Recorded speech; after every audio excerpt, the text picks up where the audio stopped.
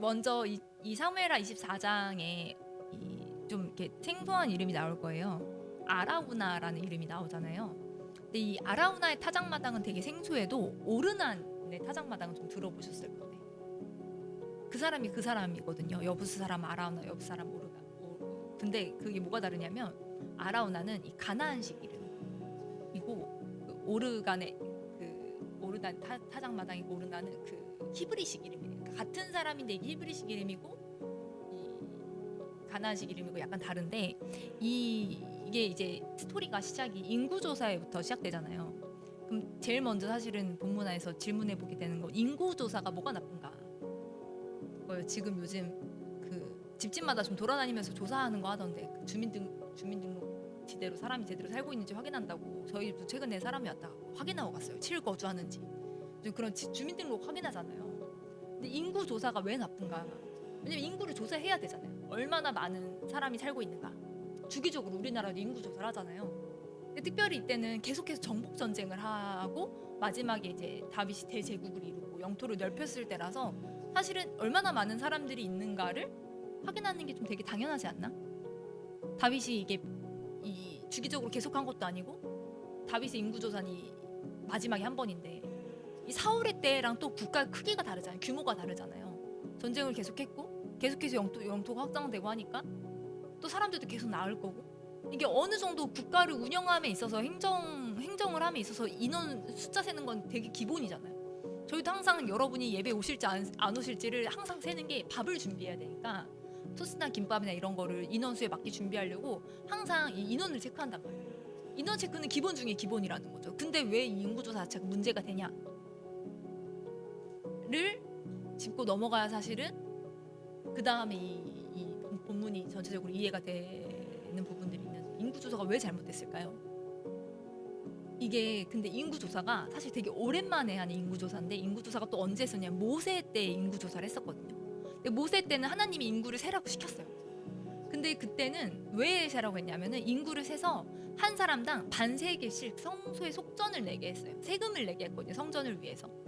근데 이게 뭐 부한 자나 가난한 자나 늙은 자나 어린 자나 상관없이 사람이면 인당 반세겔씩 무조건 속전을 걷었어요. 그게 왜 그렇게 했냐면 이 사람이 하나님께 속한 사람이라는 거에 대한 어떤 걸 확실하게 하는 그런 인구조사였던 거예요. 그래서 그 인구조사를 누가 했었냐면은 제사장이 했어요.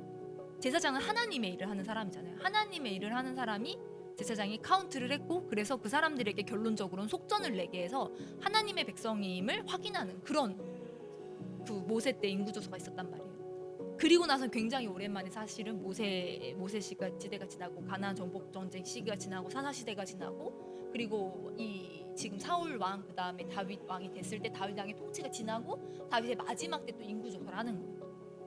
근데 뭐가 다르냐면 이 마지막 인구조사의 주체가 누구예요? 지금 이 인구조사의 주체 다윗인데 다윗이 누구에게 시키냐면요 1절에 보면 이스라엘과 유다 인구를 조사하라 하신지라 2절에 곁에 있는 군사령관에게 시켜요. 군대 장관이 요압이 인구 조사를 한단 말이에요. 인구 조사의 주체가 지금처럼 인구 조사나 이런 거 특별히 했을 때 뭔가 특별한 일이 생겼을 때 관련된 부서를 신설하거나 그 일을 할 수 있는 행정직을 따로 하고 그런 게 아니라 아니면 제사장들이 하고 이런 게 아니라 군대 장관이 인구 조사를 해요. 왜 군대 장관이 인구 조사를 하냐는 거예요. 그렇게 할 일이 없나 군대 장관이? 10개월에 걸쳐 하거든요. 근데 또 인구를 세면 그럼 우리는 막 여자는 인권이 생긴 지 얼마 안 됐으니까 지금 우리가 이렇게 다 같이 둘러앉아서 예배를 드리지만 100년 전 150년 전 조선만 해도 기역자 교회가 있었잖아요. 남자 여자 따로 교회가 기역자였어. 커튼 쳐져 있고 못 보게. 그리고 뭐 인구를 세도 오늘 모임 몇 명, 오늘 아쿠프로 모임 몇 명 모여서 1, 2, 3, 4, 5, 5명 모인 거예요. 남자 5명. 여자는 인구를 세주지도 않았잖아요. 얼마 안 됐단 말이에요. 그래서 뭐 여자 안 세는 것까지는 이해를 해. 그래도 이게 남자만 셌을까요? 본문에 뭐 9절을 한번 보실래요? 요압이 9달 20날 만에 9개월 20일 만에 인구를 세우는데 이때는 이게 뭐 전화도 없고 컴퓨터도 없고 행정이 사실은 사람이 하는 수밖에 없으니까 되게 오래 걸렸어요. 10개월 걸렸는데 9절에 보면 요압이 군대 장관이 백성의 수를 왕께 보고하는데 이스라엘에서 남자만이 아니라 이스라엘에서 뭐예요? 칼을 빼는 담대한 자예요. 전쟁에 나가 싸울 수 있는 장정만 카운트해요. 다리 저는 자, 혹은 눈먼 자, 장애가 있는 사람들, 아픈 사람들, 혹은 싸울 수 없는 나이가 좀 지난 사람, 이런 사람들은 카운트를 안 했다는 거예요. 그러니까 인구 조사의 목적 자체가 뭐예요? 전쟁, 군사.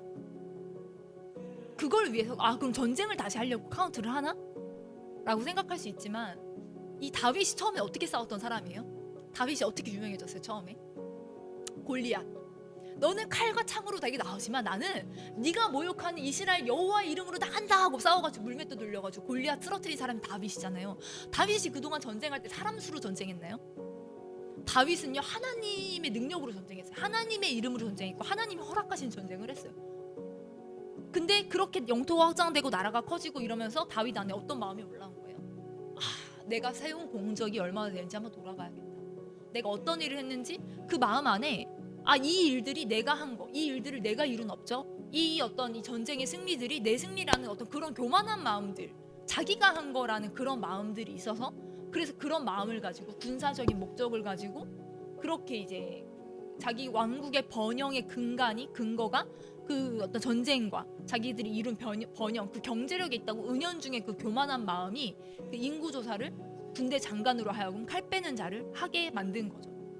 그래서 그런 교만한 마음들로 하나님이 벌하시기 시작한 게 인구조사의 시작이에요. 그래서 하나님이 벌하시는데, 근데 왜 처음 질문했던 것처럼 왜 이 세 가지 중에 선택하라고 하잖아요. 왜 세 가지 중에 네가 벌 중에 골라라라고 하는데, 그걸 벌을 골랐어요. 하나님의 손에 자기가 차라리 놓이겠다고 하고서는 전염병을 골랐어요. 3일 동안 전염병이 휩쓸기 시작했는데, 근데 그 전염병이 어디서 멈추냐면 아라우나의 타작마당에서 멈추잖아요. 왜 그건 거기서 멈췄나? 왜 그 아라우나의 타작마당에서 왜 멈춰서 왜 거기서 제단을 쌓으라고 했을까요? 그게 많은 분들이 나중에 여기가 예루살렘 성전이 세워지거든요. 이 아라우나의 타작마당에. 여기가 그리고 모리아산이라고 해요. 그 모리아산이 아브라함이 이삭을 바친, 그래서 가장 하나님이 주신 것보다 하나님을 더 사랑한다는 것을 나타낸 믿음으로 진짜 믿음의 조상이 되었던 그 아브라함의 믿음의 그 절정 하이라이트 그 모리아산인데, 거기가 나중에 이 아라우나의 타작마당에, 그거 하필 아라우나가 타작마당을 가지고 있었어서 그 모리아산이었어가지고, 그래 나중에 여기서 다윗이 제단 쌓고 나중에 여기서 예루살렘 성전이 세워진, 하필 거기가 거기여서 그랬을까요? 하필 아라우나가 모리아산에 살고 있었어. 하필 하나님이 예루살렘 성전 세우려고 점 찍은 곳에 하필 살고 있어서 그래서 거기서 멈춘 걸까요? 여기는 특별한 곳이지. 아브라함이 이삭을 나에게 주었던 그 믿음을 내가 한번 경험했다. 이곳에 하필 아라우나가 살고 있어서. 아라우나가 다른 복름은 무서워서 숨었거든요. 내 아들과 함께. 내 아들과 함께 이 본문이 이 병행본 같은 내용을 다룬데 보면 숨었다고. 여기 나오는 게 아닌 것 같아요. 근데 왜 아라우나의 타작마당 앞에서 멈췄을까요? 이 아라우나는 어떤 사람이냐는 거예요. 아라우나가 막 다 들이잖아요. 보면은 18절을 보면 조금 본문이 길어서 좀 묵상하기, 내용 파악하기 좀 어려웠을 수 있는데, 18절에 보면 가시 선지자 가시 다윗한테 야 가서 아라우나의 타작마당에서 제단을 쌓아라 라고 해요. 지금 나라가 이 반쪽이 나고 너희 이 교만함으로 이게 이 이룬 왕국의 번영이 내 거고 이 군사력이 내 거고, 그 교만함을 하나님이 벌하셔서 전염병이 퍼지고 있는데, 하나님이 딱 아라우나 타작마당 앞에 스탑하셨으니까 가가지고 거기서 제단을 쌓으라고 선견자 가시 하나님 말씀을 전달하거든요. 그 벌 3개 중에 고르라고 했다가 멈췄다고 가서 제사 드리라고 하거든요. 그리고 19절에 보면은 다윗이 여호와께서 명령하신 바 갓의 말들을 올라가요. 이게 사람이 하는 말이 아니라 하나님이 명령하시는 거구나라고 생각하고 올라가요. 그리고 20절에 아라우나가 보니까 왕과 부하들이 와서 깜짝 놀라가지고 왕 앞에서 얼굴을 땅에 대고 절하고, 와 왜 왔냐 어떻게 왔냐 하니까 이제 제단을 쌓아서 재앙을 그치려고 왔다 하니까 아라우나가 뭐라고 해요? 22절에 여기 있는 대로 취하여 드리소. 번제에 대하여는 소가 있고 뗄나무에 대한 마당질하는 도구와 소의 멍이가 있나이다. 이걸 다 왕께 드리니까 이걸로 제사 드려라 라고 하거든요. 아라우나가 주님께 드릴 수 있는 사람이었구나. 엄청 겸손한 사람이었구나. 그래서일까요? 아라우나가 다 하나님께 드릴 수 있는 사람이어가지고 아라우나 타작마당 앞에서 이 죽음의 천사가 멈춘 걸까요? 이 아라우나가 하나님께 드린 건 어떤 의미였을까요? 근데 생각해 보세요, 여러분. 다윗은 평생 예배드리던 사람이었어요. 평생 제단을 쌓던 사람이었어요. 제사를 평생 드리던 사람이었는데 제사 드리는데 뭐가 필요한지 몰랐을까? 제단을 쌓고 제사를 드릴 때 뗄나무가 필요하고 그 제사하는 그 짐승이 필요하다는 걸 다윗이 몰랐을까요? 다윗의 그 행적을 보세요. 다윗이 얼마나 제사를 전문으로 드리던 사람이에요. 다윗은 제사 전문가예요. 진짜 제사를 많이 드렸어요. 하나님 앞에 번제를 어떻게 드리는지 알고 있던 사람이란 말이에요. 그리고 지금 국가적 재앙이에요. 이걸 멈춰야 돼. 이걸 멈추는 방법은 하나님이 아라운의 타작마당 가서 제사하래.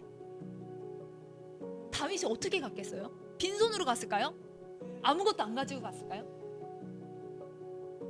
한번 가서 보자. 한번 가서 보고 뭐 있는지 보고 필요하면 그때 공수하지 뭐 이런 태도로 갔을까요?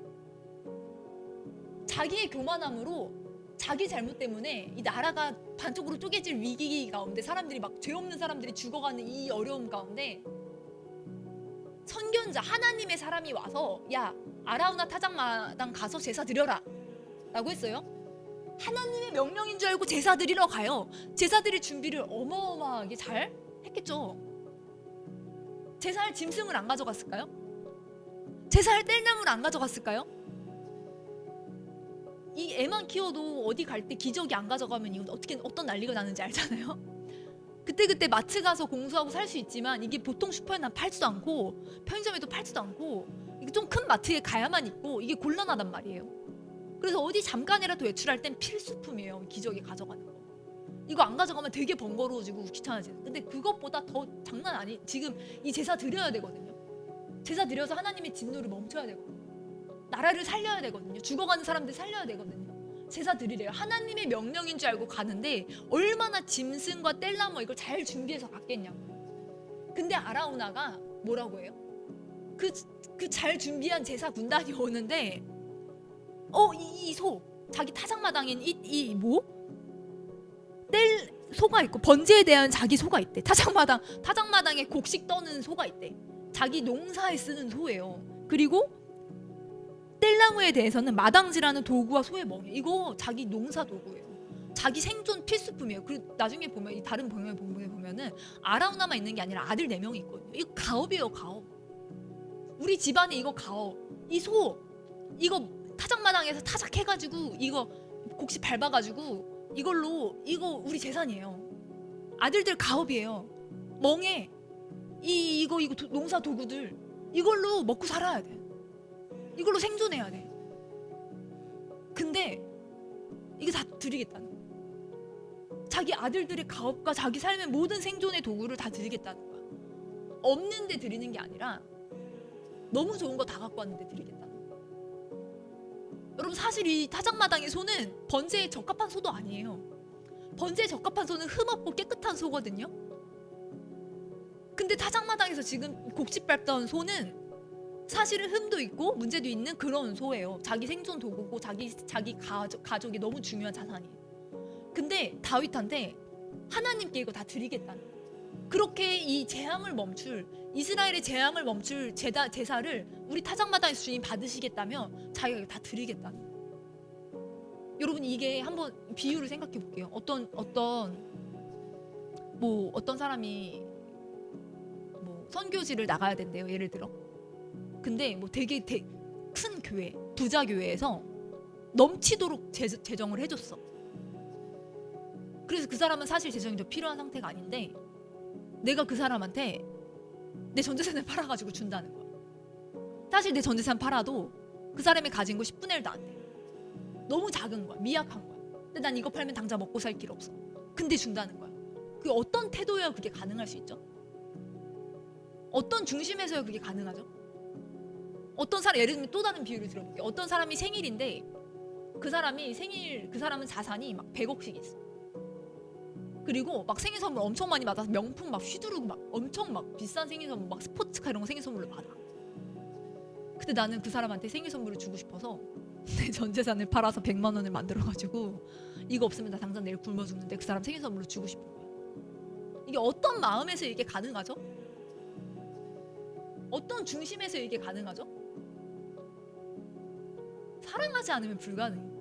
그리고 내가 가진 모든 것이 나의 것이 아니라는, 나의 가진 이 모든 것이 하나님의 것이라는 생각이 없으면 이건 불가능해. 그리고 하나님께 너무 드리고 싶은 마음. 여러분, 하나님이 이 인구조사를 왜 벌했어요? 그 다 사실은 교만함. 이게 다 내 거야. 내가 한 것 같아. 내가 이룬 내 업적 같고, 이 번영이, 왕국의 번영과 이 어떤 국가적인 번영이 다 내가 한 것 같은 그 교만함으로 하나님이 벌하신 거잖아요. 근데 그 교만한 진노가, 교만함의 형벌이 어디 딱 멈춰섰어요? 내 모든 게 하나님 거라는 그 겸손한 그 마음 앞에 이게 멈춘 거예요. 그래서 아라우나의 타작, 하필 그 모리아산에 아라우나가 살고 있어서 거기를 예루살렘 성전으로, 그렇게 어떤 그게 아니라 이 아라우나가 가지고 있었던 하나님에 대한 태도, 나의 모든 것은 하나님의 것입니다. 내가 가진 것이 형편없지만, 내가 가진 것이 부족하지만 이것이라도 주님께 드려졌으면 좋겠습니다 라고 하는 그 마음, 그 겸손한 마음, 주님의 주인 되심을 인정하는 그 완전히 험불한 그 마음, 주님께 뭐라도 드리고 싶은, 내가 가진 게 진짜 되게 형편없고 내가 가진 게 진짜 되게 좀 모양 빠지지만 다른 사람이 하나님께 드리는 것보다는 되게 형편없고 작은 모양으로 주님께 드리지만, 근데 하나님 너무 사랑해서 이거 다 하나님 거라서 그래도 이거라도 드리고 싶은 그 마음과 그 태도 앞에 하나님의 진노가 멈춘 거예요. 그래서 아라우나는 거지 됐나요? 망했나요? 되게 값을 많이 쳐줘요. 다윗이 안 받는다고 하는데 값을 많이 쳐줘요. 그러다고 이걸로 부자되고 막 떵떵거리고 살고 그러진 않았을 것 같지만, 뭐냐면 하나님께 다 드리고 싶은 마음 있잖아요. 안 망한다는 거예요, 인생이. 하나님께 이거 드리면 나 그지 될 것 같고 망할 것 같고, 하나님 그렇게 안 하신다는 거죠. 하나님의 성품을 아는 게 되게 중요해요. 다윗은 하나님의 성품을 알았잖아요.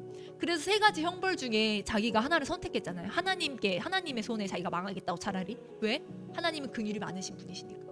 그럼 하나님은 왜 벌을 3개를 선택하라고 했을까요? 왜 선택것을 다윗에게 줬죠? 여러분이 만약에 잘못해서 부모님이 3가지 형벌 중에 골라라 이러면 그러면 어떤 머리를 굴리겠어요? 뭐가 나한테 제일 덜 피해를 줄까? 뭐 해야 내가 제일 좀 덜 혼날까? 이 중에 뭐가 나한테 제일 유리하지? 이런 생각을 할 거 아니에요? 당연히 인지상정? 근데 하나님이 3가지 형벌 중에 고르라 그러면 다윗이 내가 뭘 해야 제일 덜 혼날까? 뭐가 제일 데미지가 적지? 이런 걸 생각할 수 있잖아요. 근데 그게 되게 벌을 주는 좋은 어떤 그런 게 아닌 것 같은데 왜 하나님은 고르라고 했을까요? 그러니까 하나님의 속성에 대해서 우리가 이걸 통해 또 알 수 있는 게, 하나님은 징벌하는 중에도 다윗과 교통하시는 거예요. 다윗과 교류하시는 거예요. 그리고 다윗을 징벌하시지만 그 안에서 다윗이 어떤 태도를 보이는지에 대해서 하나님은 이렇게 커뮤니케이션을 하신다는 걸 느끼는 거죠. 그리고 실제로 다윗은 하나님의 성품 하나님은 긍휼이 많으신 분이라서 하나님의 손에 빠지는 게 맞다라고 생각하고 자기가 그 벌을 고른다는 거죠. 그리고 그 벌도 심지어 중간에 멈추게 된다는 거예요. 그 겸손한 자, 그 마음이 험불하게 하나님을 사랑하는 자 앞에 결국은 그게 멈추게 되고, 그리고 거기서 다윗은 값을 많이 쳐줘요. 실제로 그 땅값이라기보다는 더 많은 어떤 대가를 지불하고 다윗이 그곳을 사서 그곳에서 이제 예배를 드리는데, 그게 나중에 솔로몬이 지은 성전이 되는 거죠. 예루살렘 성전이 돼서 이방인이 기도하는 집이 돼서, 멸방이 기도하는 집이 돼서 그곳이 그렇게 예루살렘 성전으로 들여지는 그러한 되게 중요한 장소가 되는 걸 보게 되는 거예요. 근데 되게 우리 안에 우리 삶의 태도를 좀 돌아보면 좋겠다는 생각이 드는 것 같아요. 그러니까 다윗이 하나님의 뜻대로 살았지만, 그러나 그런 어떤 내가 뭔가를 이뤘을 때 되게 내가 한 것 같은 마음들, 그런 교만한 마음들과, 그리고 내 모든 것이 하나님의 것이라는 그 험불한 그 태도 앞에 하나님이 어떻게 진노를 누그러뜨리시는지를 볼 때, 그리고 그 아라우나가 망하지 않았다는 걸 볼 때, 그의 삶이 그렇게 완전히 자기의 모든 생존과 생업을 내어드림으로써 그냥 그렇게 끝난 게 아니라 더 많은 어떤 보응들, 사실은 그 땅값보다 훨씬 더 많은 대가들을 아라우나가 받게 된 걸 봤을 때, 우리가 어떻게 하나님 앞에 어떤 태도로 우리가 가진 것들을 대해야 되는가를 좀 돌아보게 되는 것 같아요.